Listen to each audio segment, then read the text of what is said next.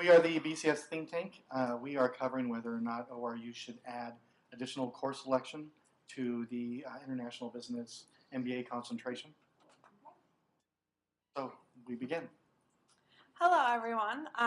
My name is Courtney. This is Sean Paolo. Again, we are the BCS think tank. And right now, we just want to give you a little overview of the findings that we had during this fast food project.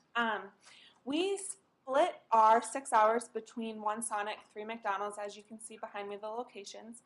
We chose these locations because we figured they'd be busy enough to give us enough data that we would need.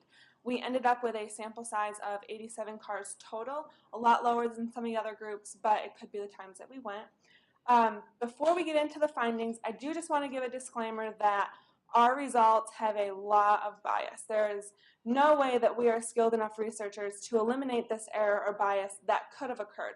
So with that in mind, here's Paolo. All right, so let's talk a little bit about the time to the squawk box. So that's basically the time that a car comes in and then goes up to the box. There was an average of about 2.3 seconds in total, and most of the customers that we actually surveyed fell between the less than 10-second range. That was about 77 people. To the next slide, time from the squawk box to actually receiving the order. There was actually an average of about 4 minutes and 34 seconds, and the majority of our people were within the 1 to 3 minute range, and that was about 35 people. Talking about bag checks, most 21% of people actually said yes. Well, no, said yes, sorry.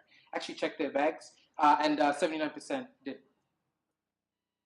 So that brings us to demographics, and we broke down demographics into 4 different areas. Gender, age group, if there were children present, and ethnic nationality. So gender was by far the easiest one to determine because we could see the people's face as they were ordering. As you can see, we had 60% female and 40% male. Next is age group, and we broke those down into 3 different categories: 16 to 30, 31 to 49, and 50 to 75. As you can see, more than half of our observations were in the 31 to 49 age group. For the third demographic, which is if children were present, it's extraordinarily difficult to see if children are present because of the tinted windows in sedans and minivans. So we did our best with determining if children were present. 83% of the time, no, and 17% of the time, yes.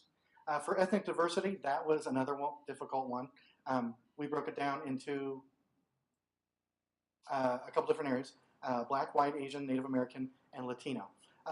We didn't want to get into fights with people at a fast food restaurant, so we gave our best visual estimation. That came out to 13 Black, majority 79 or 69 White, and 5 Latinos. So moving on to the content analysis, we chose to compare McDonald's within the 1960s and in today, much like everyone else. We decided to first start with the who. Who was McDonald's marketing to in the 1960s? We found that they were marketing to families and also small children, kind of promoting the McDonald's atmosphere. Whereas today, they're actually marketing to all demographics. There's every ethnicity, they have different commercials, they market to all age groups, both genders, and they also market to both all economic levels based on their dollar menu. All right, so let's talk a little bit about the how. McDonald's actually marketed to people back in the 1960s. In the 1960s, you see a lot of things like longer length ads. They were lower in color. Obviously, they didn't have HD like we have today. There were a lot of themes of like family centricity, bring the mother, father, kids to the table together for dinner, and there were a lot of jingles as opposed to music. And they were mostly disseminated through either TV, radio, or newspaper. Coming back to like our day right now, you see a lot of them, there's a lot of like she said, multicultural themes. And a lot of the ads they do, the ads are very vibrant, colorful, very trendy. They have a lot of catchphrases. They're much shorter, very high production, using celebrities or music and things with pop culture. So now we get to the what. What exactly was McDonald's marketing from this then versus now, vintage versus modern? So in this 1960s, McDonald's as a young company was primarily marketing brand, image, positioning, overall branding campaigns. Now they're marketing specific products like the McRib, the McMuffin, the chicken sandwich, those McCafe, those types of things.